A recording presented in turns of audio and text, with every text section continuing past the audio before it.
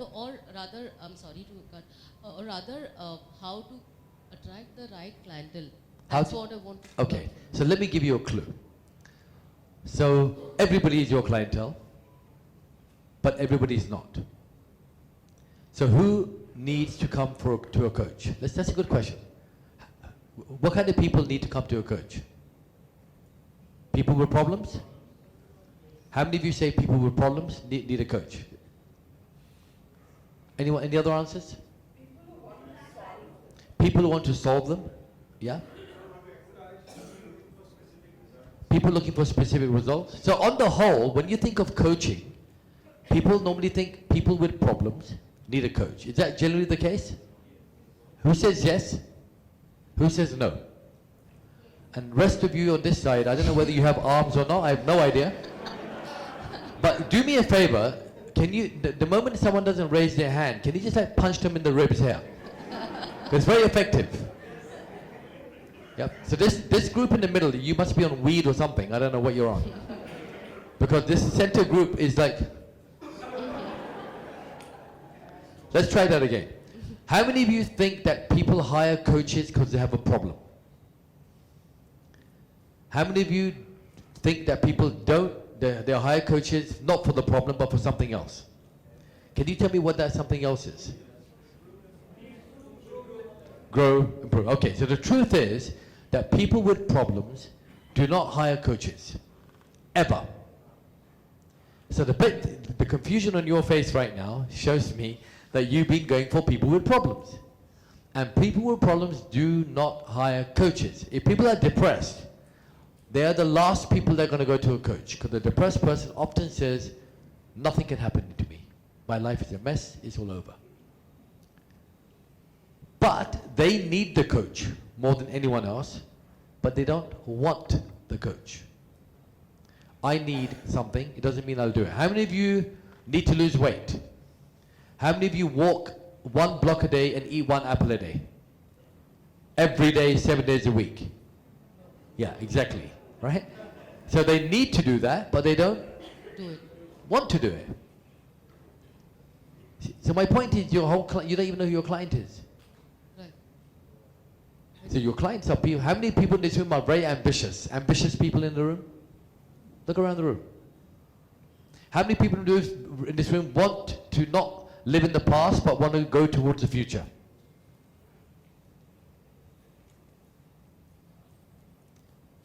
But for you to learn this, is now you know this, but you still don't know who your audience is.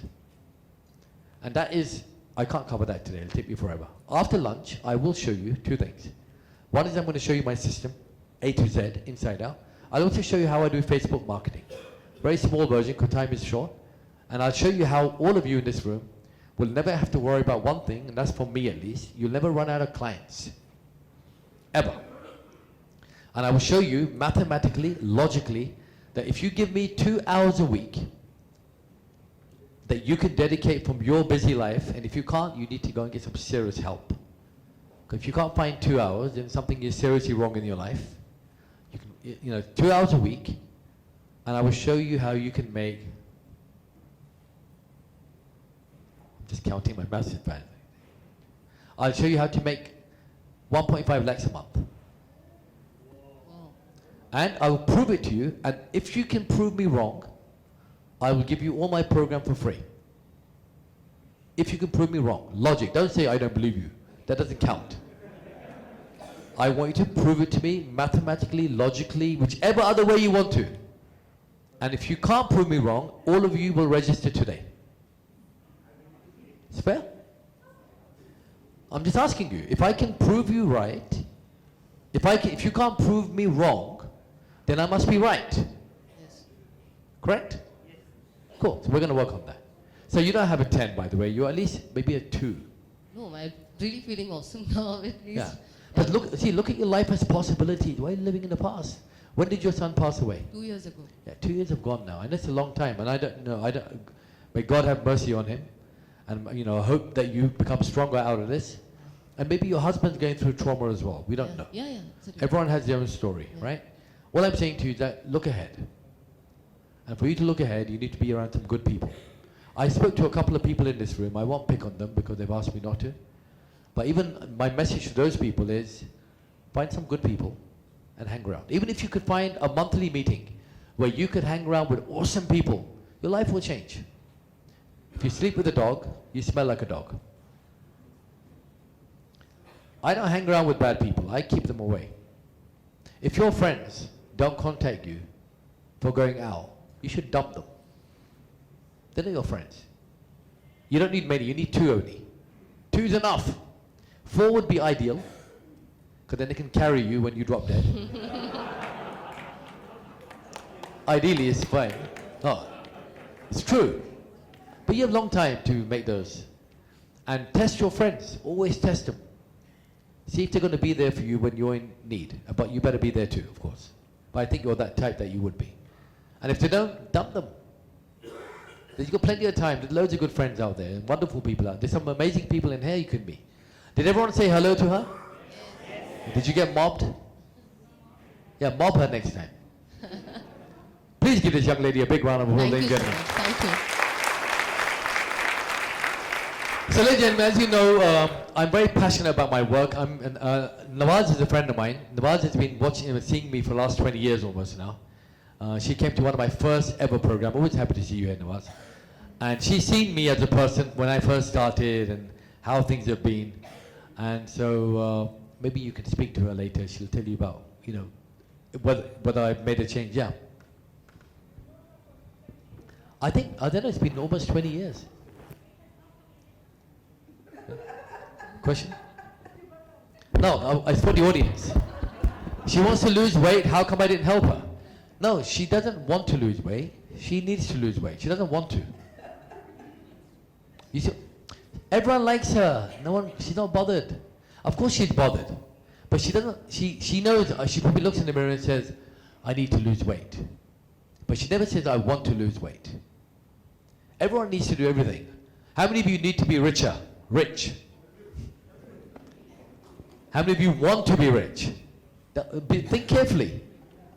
Because if you're not out there grafting it, working hard, taking risks, making decisions, taking action, you're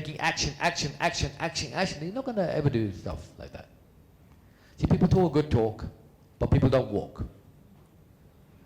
Someone comes up to me and says, my health is very important to me. I'll put you on a weighing scale. I'll find out how important it is to you. You'll say, I'm really driven. I'll say, show me your bank account for the last 6 months and tell me whether your income is going up or not. Otherwise, I don't believe you. That's where you need coaches. I remember I was coaching, just before we have a lunch break, I was coaching a guy who's a billionaire, earning, I don't know, something like 8,000, 9,000 crores a year. And I get a phone call one day from a doctor who is a friend of another client of mine. And he says, can you please meet this client? I've been referred to you by so-and-so. And I said, tell me about the guy. He goes, he's depressed. I said, no, I don't work with depressed people.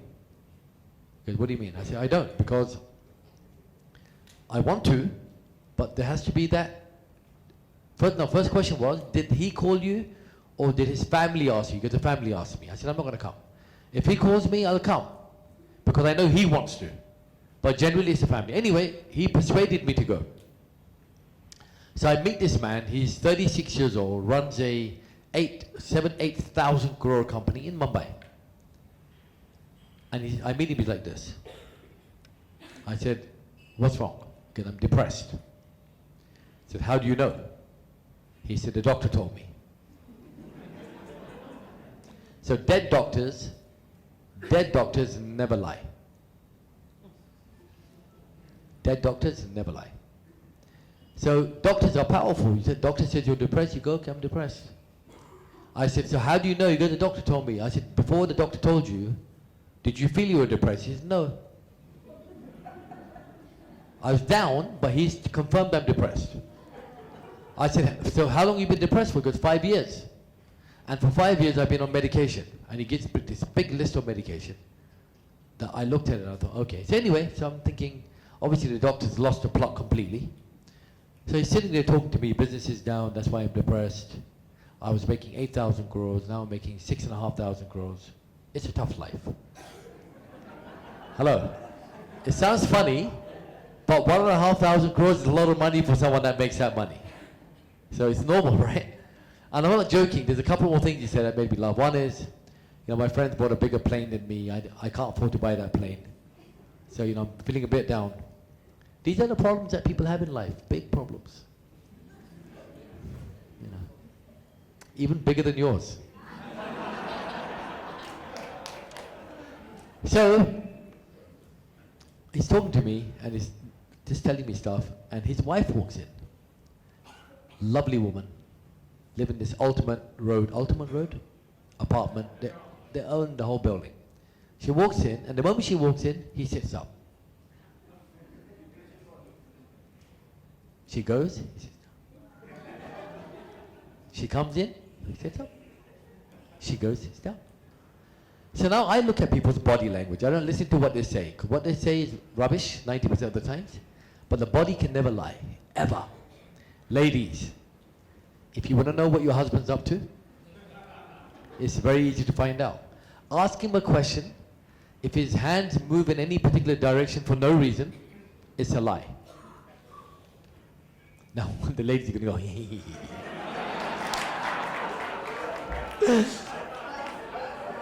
yeah, vice versa too. Yeah, but see, women, you guys are like, you're like the Terminator. Men are dumb. We're dumb. We can't see this stuff. You can be picking your nose, we won't know. But you guys have this ultra scanning device. So anyway, when the wife walked back in, I said to her, "You're the problem." This is 10 minutes into the conversation. And she goes, "What?" And I see this guy on the chair, he's like doing this right now, right? Thinking that, oh shit, she's gonna think that I told him that she's the problem. And she goes, "What are you talking about? How dare you say that? I take care of this boy all the time. I do his medication, I do his food, I do this. I take care of this boy all the time." I said, "Boy? Boy? Think about that." He goes to the office, everybody salutes him. He comes home, he's a boy. But the good thing is, the wife was amazing. She was just so caring that she was over-caring. Ladies, men don't like to be pampered. We hate it. When you're too nice, it bothers us. Leave us alone. Let us make our goof-ups. We're idiots. We don't learn. We're dumb. But when you're overly nice, we get very irritated. As if you think that we're incapable. It's really dumb. It's actually a very nice thing you're doing. But we're dumb, not you. So assume that every man is dumb. If you're overly nice, he will start thinking, why is she doing this for? Am I stupid? I can do this myself. Anyway, to cut a long story short, I spoke to her, and I said to her, 37 days, do not do anything for this man. Not boy, man. Let him run his own show. After 37 days, the guy is almost weaning off medication. Husband is happy, wife is delighted. But the doctor's been giving him pills for 5 years of his life. Ladies and gentlemen, anyone can be a coach.